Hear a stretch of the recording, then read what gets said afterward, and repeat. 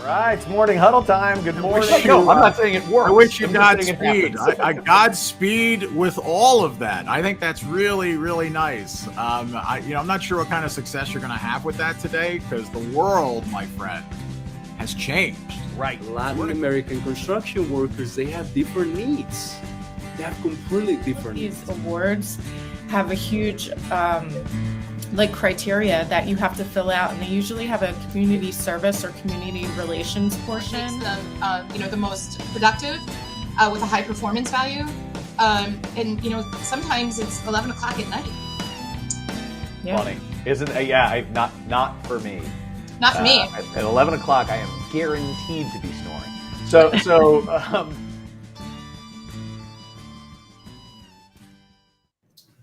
Good morning. It is morning huddle time. I'm Chad Prinky here as always with co-host and producer Stacy Holzinger. Stacy, how are you today?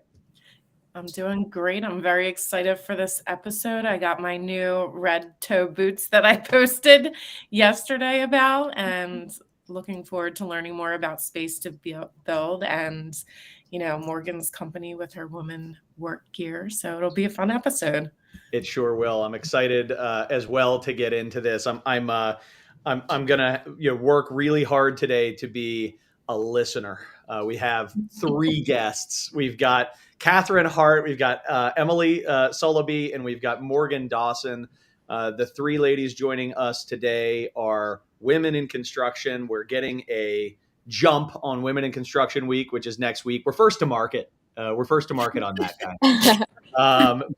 No, so I'm really excited to hear some awesome stories about these women, and I think put the audience in a position where they might be inspired, they might find interesting connections and ways to work with and support the people who we have on the show. So I'm psyched as always. Stacy, you put together a really, really cool list of guests. So with that, why don't we go around the horn a little bit and just have each person introduce yourself, just who you are and what you do. And I'm going to want to get into your stories, but let's just orient ourselves briefly with like a 10-second intro, and then we'll go deeper. Why don't we start with Catherine Hart? Hi, so my name's Catherine Hart Tennis. I recently got married. I am the owner and podcast host over at Space to Build. And I also work in business development for D2 LLC out of Rockville, Maryland. Awesome. A lot going on. Look at you. You're similarly all over the damn place, like Stacy and I. I love it. Good. And a fellow podcaster. I want to talk more about that. That's great. All right. Emily, why don't you introduce yourself? Yep. I'm Emily Soloby, founder of Juno Jones. We make stylish safety boots that are made especially for women's feet. I'm also the host of the Hazard Girls podcast, which is a podcast all about women in the construction industry and other industries that are male populated. I love it. Awesome. All right, cool. I know Stacy talks about your podcast. I feel like I've got to, get invited to join a ladies podcast. Maybe I'm wrong. Sure, I'm joking. I will definitely check that out. But Stacy has mentioned it. Sure. All right, and then we have Morgan. Hi, everyone. My name is Morgan Dawson. I am the founder of Dawson Workwear. And during the day, I am a development associate for Orchestra Partners. So awesome. No podcast yet, though. Well, not everybody has to have a podcast, but I will tell you, they are extremely stressful if you're interested. I might have to leave that to you all. Yeah. Thanks. Yeah. All right. Well, good. So I'd like to hear your stories, and I think the thing that we're interested in this episode and kind of building on is our understanding of the experience of women in construction, how you got involved, how you found your current niche, the space that you like to operate, and what you're doing today. In some more detail. We certainly got the highlights. But I think it would be good for our audience to understand how you got where you are and exactly where you are today. So let's go in reverse order. We started with we'll start with Morgan. I got into the construction industry in college. Actually, I went in undecided, and I really didn't know what I wanted to major in. And I met a friend who introduced me to a professor at Kent State University in Ohio. And then I joined the construction management program, and it's kind of history from there. I got an internship with Hensel Phelps, a general contractor in the DC area. And as I'm getting into the construction industry is kind of where Dawson Workwear was slowly born along the way.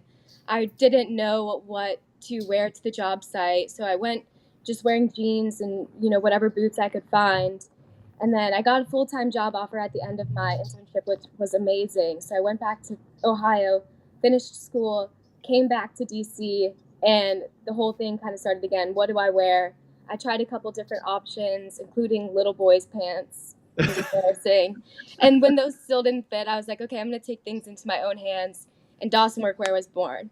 So I couldn't really manage the, 12, 13-hour work days and Dawson Workwear. So I started to look around for a new job, which brought me to Birmingham, Alabama. I work for Orchestra Partners, and I'm on site kind of managing the construction, managing the contractors, making sure everything's going smoothly. And then in my spare time, I'm running Dawson Workwear. Oh my gosh, that's awesome! What a hustle! I love it. And so why construction management? That professor was just something clicked, or what happened that made you go from undecided to decided?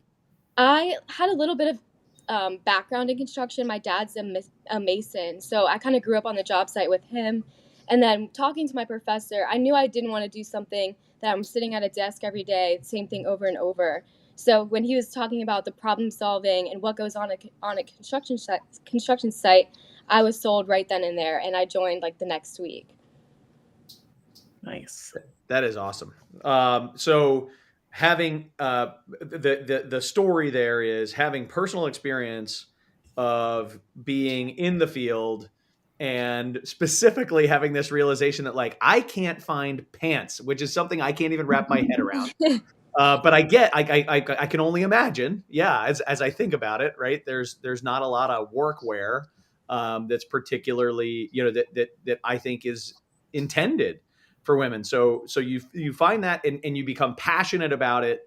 And so how long has Dawson Workwear been around?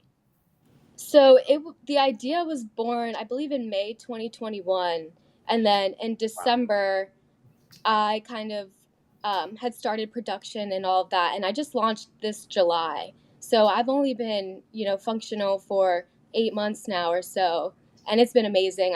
I love what I'm doing, and I can't wait to take it even further and do more than just one pair of pants. I love it. I love it. That's so cool. All right, good. And one last little question about your day job. Is this a construction management company that you're working for, or a third party CM? Or? It's a development company. So I kind of stepped back from the field so much. Like when I was working for Hensel Phelps, I was in the field every day, managing the trades directly, and then managing our self-perform work as well, which I loved so much, and I do miss it. But with Orchestra Partners, I'm kind of more of the ownership role instead of the contractor. Got it. So you're out there as a representative representing the owner's interests on staff, saying, this looks good. What about this? That inspections type of stuff. And stuff like that, reporting progress, all that good stuff. Awesome. Very good. All right, cool. That's a really interesting background, and I totally understand how you got to where you are. It's so exciting to have such a brand new business, and I can only imagine the pride and fear that you're experiencing every day at the same time. Yep. Well, that's great. So let's hear from Emily. Emily, what's your story? How did you get to where you are? Yes, very similar to Morgan's story, where I needed something that didn't exist on the market. But my background is actually in law. I was a domestic violence victim advocate. I was a lawyer. And so I did that for a while and then ended up switching careers. My husband and I took over a family business in the truck driving industry, where we do truck driver and heavy equipment training. So that's AAA School of Trucking. But we built that company from a mom and pop into a larger business with national reach.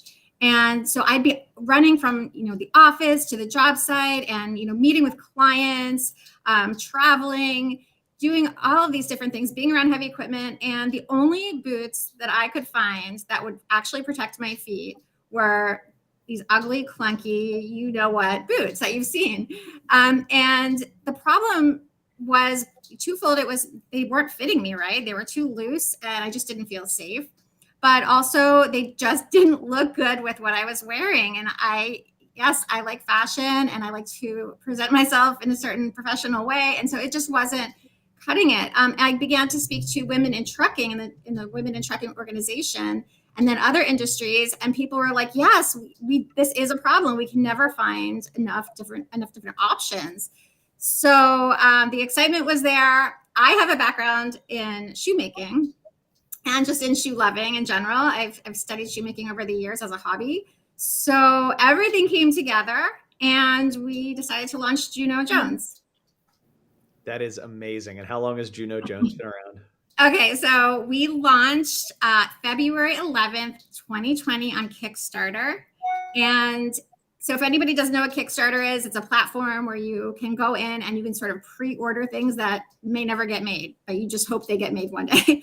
So we went, but we knew we were going to make the boots. So yeah, we launched on Kickstarter 2020. COVID hit. It was right in the middle of our campaign, but we did fund our campaign actually in the first 29 hours. Oh my gosh.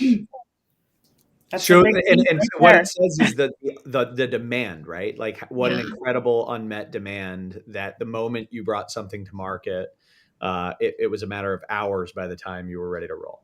Yeah. That's unbelievable. So what I'm hearing, first off, you know, sometimes you get a sense that somebody is just way smarter than you. I've had that vibe from you the whole time. Now it's confirmed. So that was, you got that lawyer thing. Like I was, aha, there it is. That makes sense. right. But you know, the such a varied background, and again, so many different things that you're passionate about. Talk a little bit about your podcast.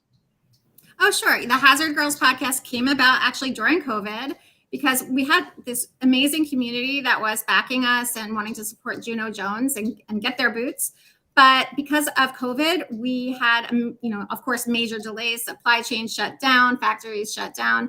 So, we found ourselves with some time on our hands and people were reaching out to me asking to be connected to each other.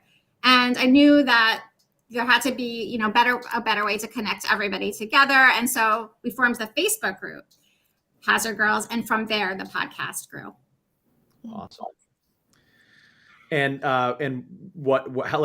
how often do you do a show and what's the format?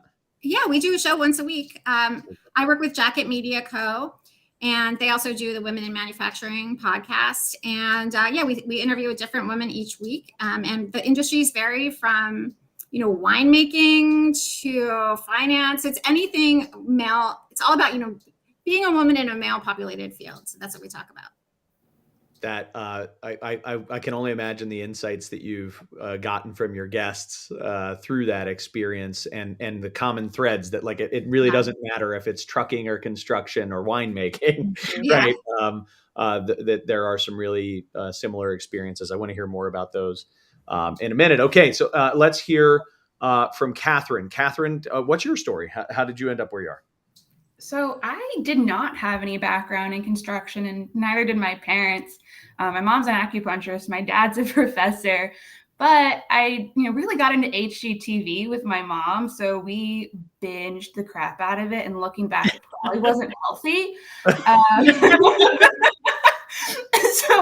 it did heavily influence how I grew up and what I wanted to pursue career-wise. So between HGTV and my parents buying their first and second houses, I really got into the built environment overall. And I thought that meant I wanted to be a designer or an architect because that's what you saw all the women doing. But then I did an internship with an architecture firm the summer before my senior year of high school and learned very quickly that I had zero interest in being an architect. And I already knew that engineer was just not even remotely close to an option. So I went into my senior year a little worried, but I just applied to a bunch of architecture programs and I was like, screw it. It'll all unfold the way it needs to. As long as I'm getting close to that built environment, I will figure it out. So I applied all these schools and ultimately went to community college instead. And I had a friend who mentioned that Virginia Tech had a construction program. And once I started doing some digging and reaching out to an advisor, I realized like, this is where I was meant to be. And this makes so much more sense for my personality. So then I went to Tech. I pursued a degree in building construction and a degree in psychology. And I did both those things because I have a passion for helping people figure out what they want to do with their careers, and just training and mentorship and things that you naturally do in construction anyways, which saved me from having to go get a master's degree, which was perfect. Saved by the bell from having to go get a master's. I love it.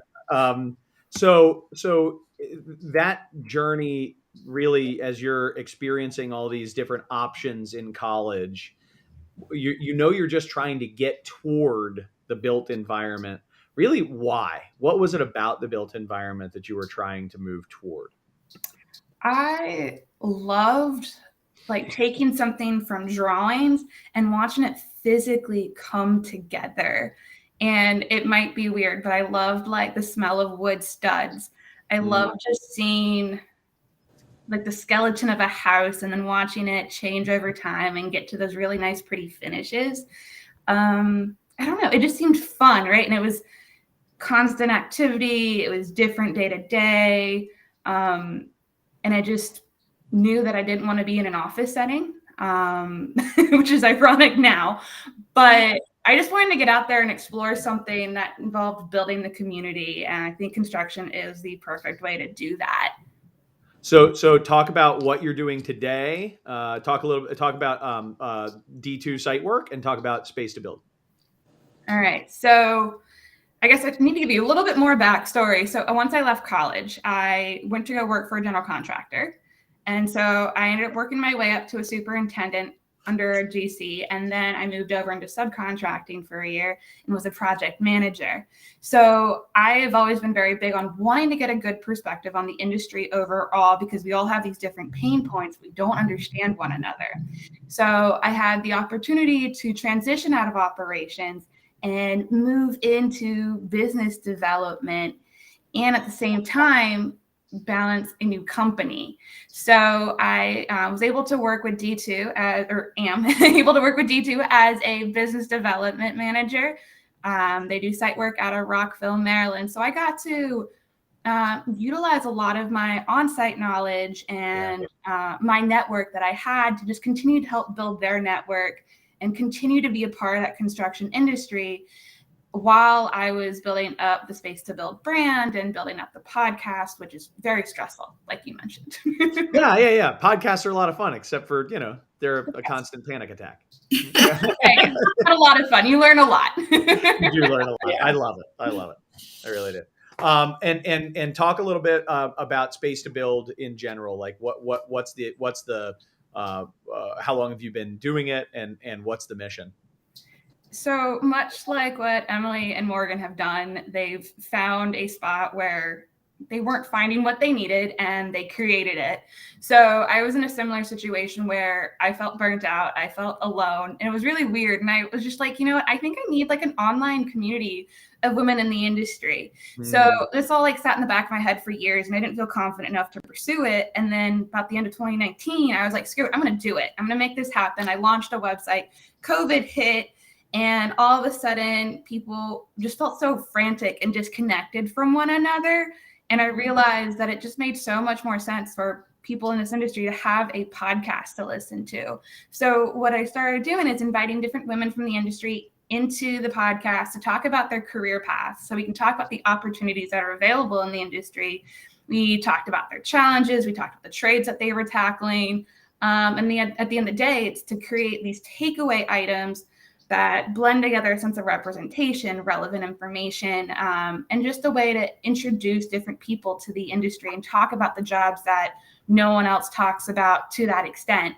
So I've had plumbers, electricians, lawyers. I've actually had Stacy on the podcast, and her episode actually airs in April. And we talked specifically about marketing in the construction space.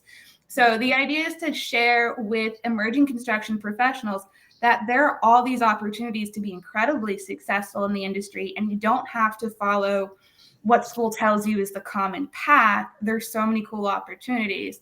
And then outside the podcast, I'm creating different resources, building community, hosting events, you name it, I'm working towards it. Awesome. All right. So I've got some specific questions that I want to ask to each of you, given your different backgrounds, that, really will speak to the experience of women in construction, women in this environment. And the first question I'll ask is to Morgan. When you came through, and obviously leaving company names aside, all that type of stuff, just when you came through your experience entering the construction industry out of college, spending time in the field, actually hands-on, when it was at its best, what was the experience for a woman in construction that made you feel included, welcome, things like that? And maybe what were some of the moments when it wasn't at its best? How did that experience kind of show up? That's a great question. For inclusion, my team, like my project management team, was so supportive, which was honestly what made me feel so comfortable in the industry. If I had any issues, they were like, come to me, we can talk this out. I had a female mentor in the construction industry, which really helped as well. So I would just go to my team, talk about any issues. It doesn't have to be women related or not. And they were just a constant support system to me, which was amazing. And also, the trades out there were so supportive as well. I mean, as long as you're willing to learn and respectful out there, they will have your back, which I learned right away and I took advantage of. When I have felt a little disrespected as a woman, I've noticed it's like typically the older men, the men that are closer to the retirement age, which no offense to anyone that age, but the younger guys were always super supportive. And the older men were the ones that were kind of uncomfortable with me in their space. But again, having a support system, having a mentor is definitely something I would recommend to any woman in the construction industry. What I love about that, two big takeaways I have there is you just double underlined, is having a woman as a mentor, finding a woman as a mentor. So if you're a young person, a young woman in construction, being able to partner up with somebody who's kind of been through it, experienced it, can give you a little bit of the lay of the land. That sounds immensely valuable. And then the second thing that I took away from that was it really is all about how you show up. Like, I don't know how to explain it, but you have to be respectful. You have to be willing to learn. You have to be right. All these types of things, which is the same rule for anybody if they want to be treated well in whatever, as a new person in whatever industry they're entering into. And so there is that aspect of it, that it's a two-way street, and you have to have personal ownership for how you show up. Right. The worst thing you can do is go out there and pretend like you're a 22-year-old that knows everything. That will not take you very far. Right. Though my guess is, in all honesty, that 22-year-old guys get away with that easier than 22-year-old women. Right. You know what I mean? Like, because I would say right away, but after you gain the respect of these men out there, they will have your back. So they were actually a little more lenient with me than some of the men out there. Aha. Well, the young men out there. Interesting. All right, cool. Okay, so that was. I'll shift gears over to Emily, and I want to hear from all of the conversations that you've had with all of these women in male-dominated fields. What feels to you like the most common threads of how these women are thriving and being successful in male-dominated fields? Yes, it's a great question, because I've done about 120 episodes now, and that's about how many women I've spoken to and who have told me their stories. And I would say that a really interesting common thread is that many of these women have figures in their past, in their childhood, or in their upbringing, or in the young part of their career, who are men who have supported them to reach their goals, to know that they had these careers as options, or even just, it doesn't even have to be about career. A lot of times women tell me about their dads who taught them how to fix cars. And doing that gave them that confidence to know that there were not limitations on them because of their gender. So I would say that common thread really is having men in their lives over the years who have supported them and taught them that they could do it too.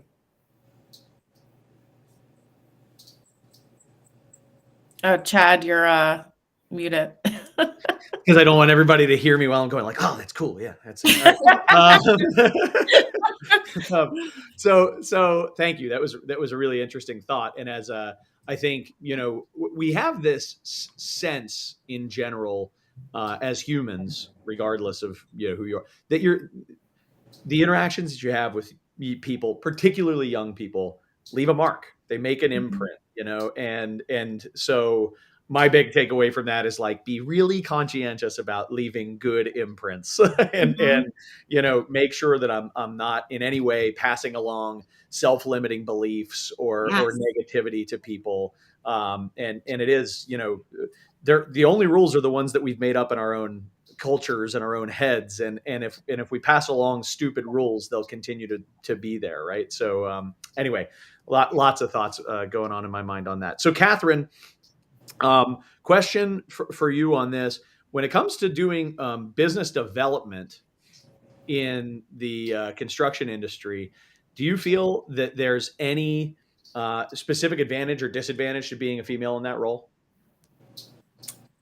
You know what? I've never really thought about it that way. I see a good mix of both men and women, but I do think business development falls typically more, you find more women in these roles.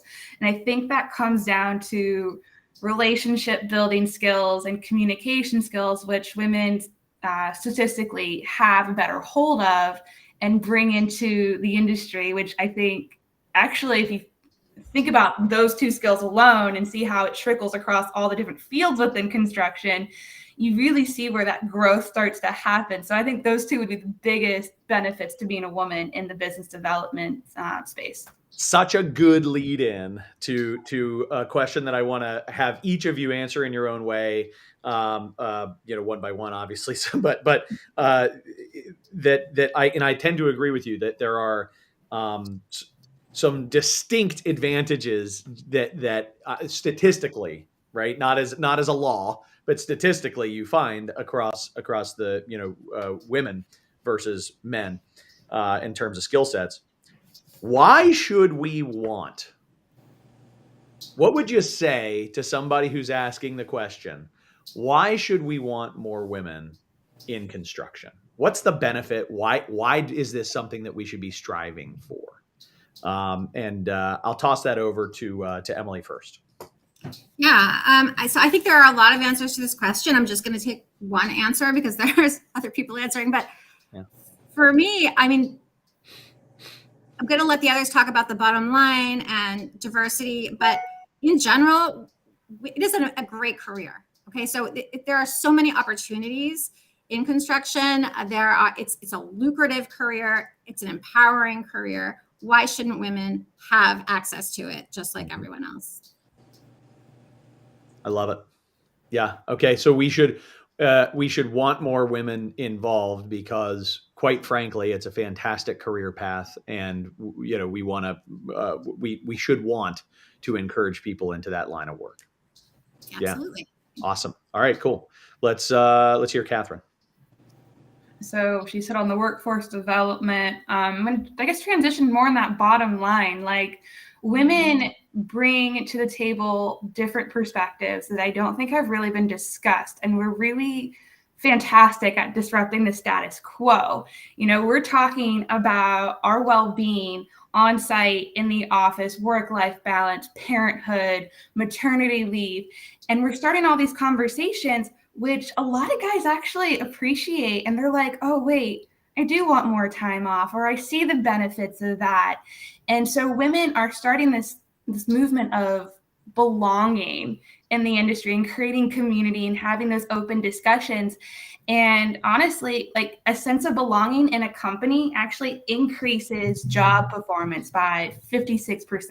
It reduces turnover by about 50, and it decreases the amount of sick days, because sometimes, I mean, I know people take sick days simply because they don't want to go to work that day and they're just in a bad headspace, right? And so by creating these good communities with good, strong communication, these relationships, you're able to encourage people to meet their potential at work, which affects that bottom line. Love it. Love it. Great stuff. Morgan, what would your answer be? Why do we want women in construction? Yeah, I mean, I agree with both of these ladies have said. First of all, why not? And second of all, it's a different skill set that women bring to the table. I mean, like Catherine kind of stated earlier, the relationships, the organization, communication, that is all such a vital part of construction that women have mastered. And a lot of my superintendents that I've worked for have actually preferred working with women. So it's super exciting to see the percentage of women in construction increasing year over year. So I'm really excited for the next couple of years and to see even more women coming into the construction industry and showing off their skill sets. Same here. And so all I do is I don't work for any construction companies, but I have lots and lots of different clients who are construction companies. And I will tell you unequivocally that when there are no women on the leadership team, it's like one of my first priorities is to get women to be a part of the leadership team, for all the reasons that you guys are saying. Like, yes, all the points that you're making are so right, but purely selfishly, the team desperately needs a difference of opinion, and everybody gets into this really, really monolithic way of thinking. And if we just have to have diversity of thought. So and what I found is that an all male leadership team is not nearly as intelligent, not nearly as capable as they would be with more equal representation that way. So anyway, I love the question. I love your answers. I think great points. So Stacy, what do we have in terms of additional questions? Heck, you probably have like a dozen. What other questions do we have? Well, for Emily or Catherine, actually, so your podcasts feature guests for women. Are the women that come on your show, when they say that they're attracted to the industry, is it because they already had typically a family member already in the industry? Do you see more of that being the reason of women joining the industry because they're influenced by family members? I'd say for me, it's 50-50. A lot of people are, but just as many people, learn about it in different ways, usually in school. They learn about it in college as an opportunity. Okay. Yeah, I think more of the women that I've talked to, they gravitate towards it because it is comfort. It's what they grew up with. Do you have any or hear of any suggestions on how we can promote the industry with people that are completely kind of like how you shared your story, Catherine, where you weren't, even considering construction as an option, really, because people in your family you weren't brought up around construction. So how can we reach people outside of the industry to come in? So it's starting young, right? In school, we talk about, what do you want to be when you grow up? And you've got all your normal stereotypical answers. You've got the high paying answers like lawyer and doctor, but no one brings to the table opportunities in the construction industry, which are really high paying as well. It's fantastic. So it's just embedding it more into curriculum. It's after school programs, it's camps. And it's just really showing up for the high schoolers, the middle schoolers, and the elementary school students, and showing them that, yes, they learn about architecture, they learn about engineering, but there's this like amazing middle ground that brings all this stuff together and is such a hands-on opportunity. And this caters towards the people who don't want to sit in offices, who want to get their hands dirty, who need the movement, they don't enjoy that constant day in, day out routine, and they want to be able to mix it up while having a very successful career. Awesome. We talked on a prior episode about mentorship and sponsorship and how to gear towards looking for a sponsor to help you in your life, who or how did you go about finding a sponsor or a mentor? I'm sure that's challenging because we already have limited women, in the field. So how do you navigate that and finding someone? Honestly, most of my sponsors, ironically, have been men. I think it is funny because Andrea, who talks about the mentorship and the sponsorship, she tends to say that men sponsor other men, but they don't sponsor women. And through conversations with her and just reflecting back, I have been part of that small percentage that's been really lucky to have men who actively have my back and advocate for me, even when I don't even know them, right? Like I've got one of my mentors, Jeff McCoy. He literally went up to bat, told different people in the company, hey, you're going to lose her unless you bring her out into the field. Let her come work with me. Let me teach her what she wants to learn, and let's see where she grows from there. And I mean, he constantly pushed me out of my comfort zone. But I've also had women sponsors, and usually those people who are more sponsors versus mentors, they actually seek me out and they actively get involved in my life and ask me what I need and take a front row seat in my own success. Love to hear that. For me, I was lucky. One of my friends was transferred onto my job site, and it kind of turned more from a friendship into a mentorship. So she was kind of my sounding board. Like if I had anything construction related, personal related, I would go to her, talk to her, hear her experience because she was more experienced than I was, and that helped me out so much. And it speaks to what you were talking about earlier, Emily, with the idea that this common thread was that actually that there were men in these women's lives who played a significant role in, help. And so, whether they were sponsors or mentors at that age, or whether they were just role models, and that's a different thing, it's an extremely powerful lesson. So. Yeah, I think it's really important that we don't depend on just women to be mentoring women, because of course, just frankly, there aren't enough. And if we do that, we're just doing ourselves a disservice. So we really do rely on men. We need all of the men to be allies in order to move us all forward in the industry. Awesome. Love it. Stacey, any other questions? Just selfishly, I'd like to know for Morgan and Emily, I know, so Morgan does the work pants.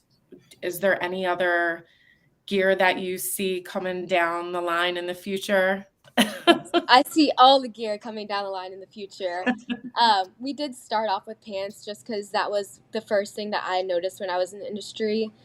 We are launching a second pant this spring, so I'm super excited for that. It's called the Relaxed Pant. It's more of like a cargo take rather than a carpenter pant. But then this winter, we're going to come out with some winter lines, which I'm super excited about. So like fleece lined pants and a really cool work jacket, which I'm really excited about. And that's just kind of the start of it. So I'm really excited for what comes in the future. And I love all the feedback I'm getting from women with their stories and what they want to see me create. So there's a lot coming.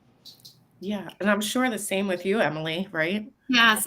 We have some new styles coming out this year. We have one coming out in a couple of months. It's a comp toe. Many people have asked us, yes, we like steel toes, but some people need comp toes. So we're creating a composite toe shoe that should be out in the next few months. I'm very excited about that. And then we have some other styles as well, just going by feedback from our I would say our audience, but it's not just our audience, it's our whole community. People are always reaching out, letting us know what they're looking for, what they can't find on the market. So we have at least 3 new styles that will be coming out later in the year and early 2024 that we're super excited about. Do you guys both work with companies like Red Wing Boots does, where you can give a fee, you know what I mean, to the workers, or Yeah, it's a really good point. I wonder about that. What's the best way for a company to help their employees to get access to this as a part of what they offer their employees? Yes. Yeah. If you're a person working at a company, the best thing to do is tell your employer that you would like to use Juno Jones boots or Dustin workwear on site, and you can often get reimbursed for what it is, because maybe they don't have it necessarily in their, at the company for you to buy there. So they may reimburse you to do that. But if you're a company and you're looking to support women in construction and in industries in general, the best thing to do is reach out to us and we can help you. We provide discounts to companies, so especially with volume, so that they can supply their workers and give them access to Juno Jones boots. Mm-hmm. I agree with that 100%. Just reach out. The company stores are really important. That was one thing when I was working for a general contractor, is the men have pages and pages of company merch that they can buy on the company website, and the women's, all their stuff fits on one page. So if, like Emily said, reach out to us. We can give you like bulk discounts and stuff like that, and then you can supply it to your women on your company website. And we can do branding and stuff as well, so your logo's on it. Oh, good to Logo's know. on it. Yeah. Cool. I want to chime in there real quick. Yeah. For the people who are responsible for finding their PPE and looking at finding material for their company sites, don't wait for the women to come to you. Go to the women. Every single woman who's ever set foot in the field will have an issue with some kind of PPE. They'll have recommendations. We're all struggling with it, right? We're constantly sidebarring with each other. So just don't wait. Just be proactive. Go ask these women what they need and source it. I really like that point, because a lot of women also feel uncomfortable speaking up and asking for things. So going to them would show a huge, it's a huge way of support. Well, and I got to imagine that just so many people don't even know that there are options. It's so creating awareness. Hopefully this does that. Hopefully our viewers will spread the word and have have some light bulbs go off, and bring this back to their companies. Not just. I mean, I hope they all go onto your stores and that they use the codes that you've shared for Women in Construction Week, and that they get boots and that they get pants. But that I also hope that they bring that message back to their company. Yeah. Awesome, Stacy. Anything else? That's all we have. Catherine, Emily, Morgan, anything before we jump? Thank you for having us. Thank you so much. It's been a lot of fun. Yeah, thanks for joining us. Agreed. You guys are awesome. Thank you so much for taking the time and for joining us to talk about your stories today. I think happy Women in Construction Week to you next week. Again, first to market.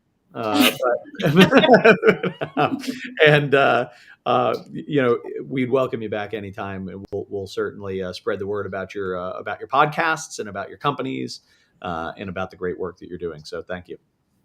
Thank you. See you. Have a great day. See y'all. All right, Stacy, let's do a little bit of cleanup here and talk about next week.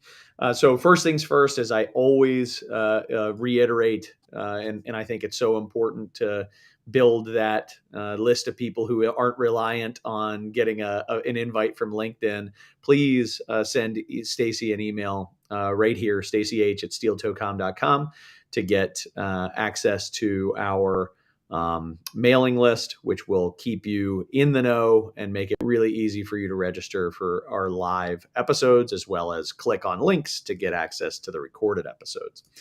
Next week, we have episode number 43, which is we're bringing back a guest from our very first season, which is a friend of mine and a really, really smart economist. He's the official economist for the Associated Builders and Contractors nationally, and I want to say even one or two others, but his name's Anirban Basu. Very, very dynamic speaker, a lot of fun, and he'll be giving us the rundown on what exactly is going on with the economy and how that is impacting the construction industry in 23. That'll be an episode that you don't want to miss. So please do come and check us out for that. Stacy, what else am I missing? Nothing else, but you know what? I wish I asked the girls if they were attending the NAWIC conference that we're going to be in person. I believe some of them are, but that's May 15th, right? Yep, that is. It's May 5th. You know what? Let me double check that. But yeah, I believe it's May 5th. Nope, not 15th. May 6th. May 6th. Oh, May 6th. It's May 5th and 6th. So it's the Friday, Saturday, May 5th and 6th in Washington, D.C. is the NAWIC Northeast Spring Conference. And we'll be running a show live there, and I'll actually be doing a keynote the following morning. I'll reach out to the girls after we get off here and include it in the e-newsletter to see if they'll be in attendance. So if you're attending, you can meet them in person. Yeah, I wouldn't be surprised to hear that they are, and that maybe even they're featuring some of their products. So yeah, awesome stuff. I can't wait to hear the review, Stacy, on the Juno Jones boots.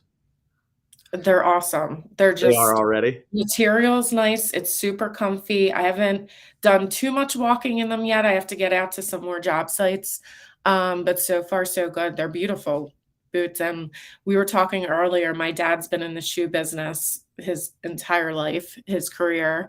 And Emily's down in Philly. So I'm going to set the two of them up because he was in the orthopedic shoe business. Definitely not sexy shoes by any means. But he could probably, provide a lot of knowledge when it comes to people with feet issues working on the field and how to make that comfortable while she can bring the sexy to the shoes. Telling you, I'm going to get your dad as a guest one day. I'm just going to be like, yeah, we have a special guest. No. All right. Stacy, thanks so much, as always, for creating such a fun show, such a good dynamic. So it was I definitely it would just be me talking at the screen without you. So thank you. Thank you so much. Have a wonderful day, guys. You too. See ya.